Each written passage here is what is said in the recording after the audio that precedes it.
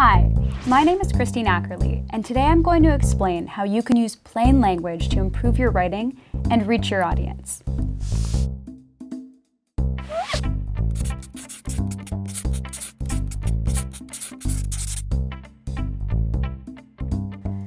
Plain language writing uses clear, to-the-point wording and design, so intended readers can easily understand and use the information you're writing about.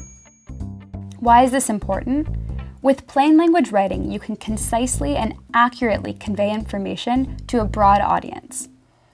Essentially, plain language makes your writing more powerful and valuable to the world. Step 1.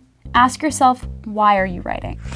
Writing is meant to inform, to communicate ideas, and to persuade. But to really write in plain language, you have to ask, why are you informing readers? What do you really want them to understand? And how do you want them to use the information you're giving them? For the last 6 years, I've worked as a freelance graphic and web designer. I've watched my clients slave over long reports or copy for their website, and then have no one read or care about them. Because they didn't decide the purpose of their message before they started, they missed out on the opportunity to use every sentence to further their message. Writing to simply raise awareness of something isn't enough. Are you raising awareness so readers can engage with issues politically? Are you informing readers so you can improve their quality of life? Or are you sharing something awesome you did so readers can implement it too? It might be a combination of reasons, but there should always be an overarching purpose to why you're writing. And this purpose should answer the questions: why are you informing your readers? What do you want them to understand? And how do you want them to use this information? Step 2. Define your audience. Once you know why you're writing, you need to know who you're writing for. Determining your audience will help you choose language that they'll understand. We're all specialists in our particular fields, so we all have specialized language that can either help or hinder the message we're trying to convey. The biggest problem is that when we write, most of us write assuming our audience is made up of people like us. Unless you want other specialists in your field to be the only people who will read and understand your writing, then you need to know who your audience is and use language they'll understand. The success of writing depends solely on how the readers receive it. It has to make sense to them. So ask yourself, who are you writing for? If it's the general public, then make sure you write for those who are least informed about your topic. Let's recap. Step 1 is to think about why you're writing. Step 2 is to determine who you're writing for. Step 3 is to get systematic with your writing. We're all busy and readers want to hear your message. A great way to save time for you and your readers is by getting systematic about your writing. Readability statistics are one way to do this. Readability statistics allow you to determine the grade level of your writing. Microsoft Word has a readability statistics plugin that you can turn on in the Tools menu. When you're in the Tools menu, select Options. Click the Spelling and Grammar tab. Check the Check Grammar with Spelling and Show Readability Statistics checkboxes. Click OK, and then after that, the readability statistics will pop up each time you complete a spell check. There are also great free online apps that serve the same purpose. My favorite is the Hemingway app. The goal in plain language writing is to aim for a grade 8 or grade 9 reading level. Once you know your readability statistics, you can move to the next step in getting systematic: editing. Let's say you write an informative, awesome piece on sharks. You run the stats and you find out your masterpiece is written at a grade 15 reading level. That's way too high for the average reader.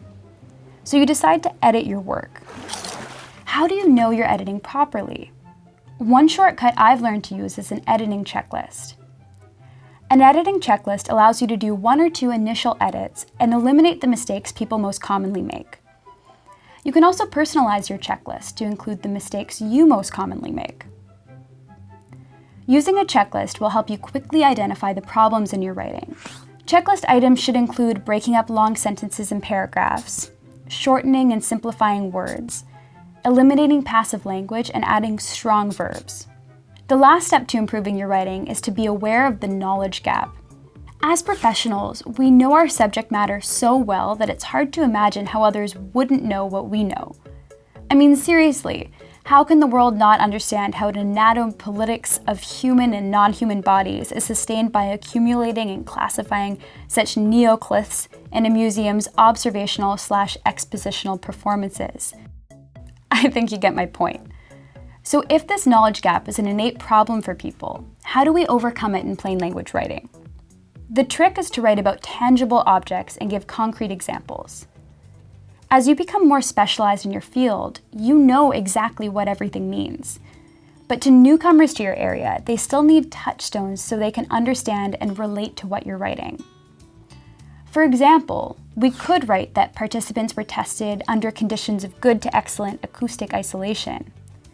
Or we could just shorten that to say we tested the students in a quiet room. Using two examples also helps readers.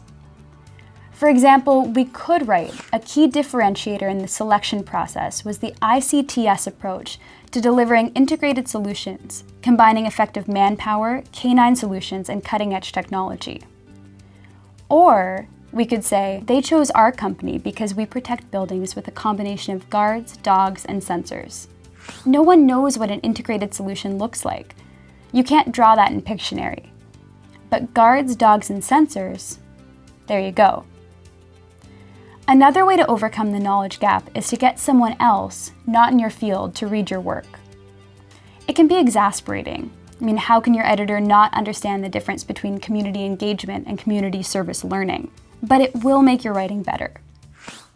So to recap, step 1 is to think about why you're writing. Step 2 is to determine who you're writing for. Step 3, get systematic with your writing by using readability statistics and editing checklists.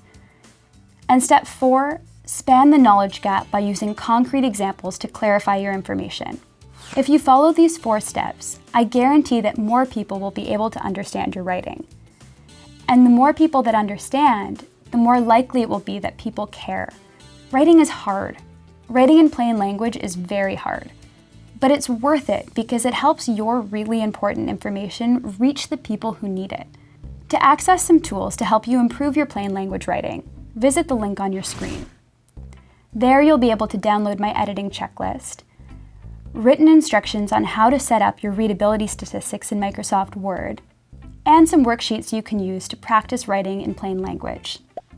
Happy writing!